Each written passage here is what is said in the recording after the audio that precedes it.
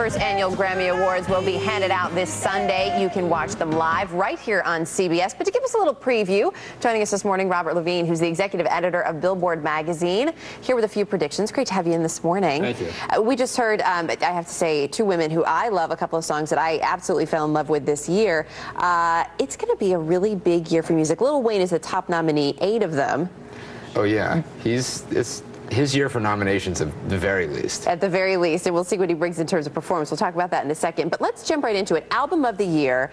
And there's sort of a mix in terms of the nominees here. A couple of hip-hop artists, some rockers in there. Who are you looking at?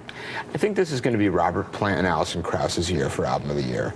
The first thing you have to keep in mind is within the Grammy voters, if there's 2 rock nominees and 2 hip-hop nominees, a lot of times those split the votes. So the Robert Plant and Alison Krauss record, which is a very country kind of record, right. I think that's going to win for that reason. I think Robert Plant is that demographic that they love to give Grammys to, someone who's meaning ignored. the demographic of the voters? Yes, okay. Well, that too.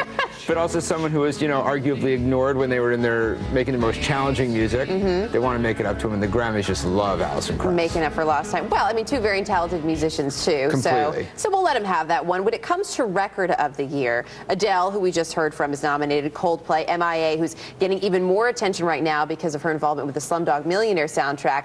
But you're saying, no, none of them. I think it's Robert Plant and Alison Krauss again for that one. You do tend to see, every year a bunch of people go home with a bunch of them. And I think for the same reasons, you're going to see them do that one too. All right, so we'll look for that one. When it comes to Song of the Year, Sarah Bareilles, who we heard from, Love Song, is nominated. But when you look at this list, who stands out to you? I think that's Coldplay.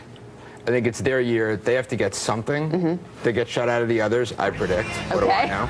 I think they go home with that one. That's a record a lot of people like. And there's usually one rock act gets one of the big 4. Got to mix it up a little, spread the love around. I think that's theirs, yeah. It's a nice way to do things. It's a tough year. No one wants to go home empty-handed. No, well, no one wants to go home empty-handed any year, That's right? true, that's true. When it comes to Best New Artist, as we mentioned, we've had some of these people on the show. Adele, right there. Lady Antebellum coming up later this morning on our show. You're saying, though, Duffy could take this one home. I don't know where they are, so I don't want to. Don't worry, you're safe. Okay, you're good. safe. Well, I think it's going to be Duffy. I think Duffy has exactly the kind of the sound the Grammy voters like, which is a new artist in a very old kind of genre. Okay. Very classic soul sound.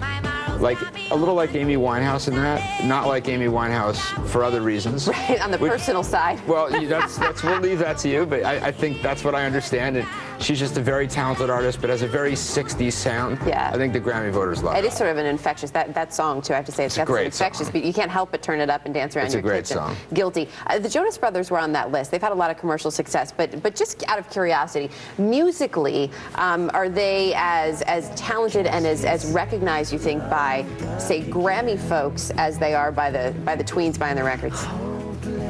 I do think they're talented. I don't think they're as recognized by the Grammy voters. I think that's not one generation off. That might be 2 generations off from the Grammy so it could be a little longer. You're going to have some angry tweens this year. We might. All right. Well, we will be watching tomorrow night. Robert Levine, great to have you in this morning. Again, the Grammys on CBS tomorrow night. But right now, this is the early show on CBS. Stay with us.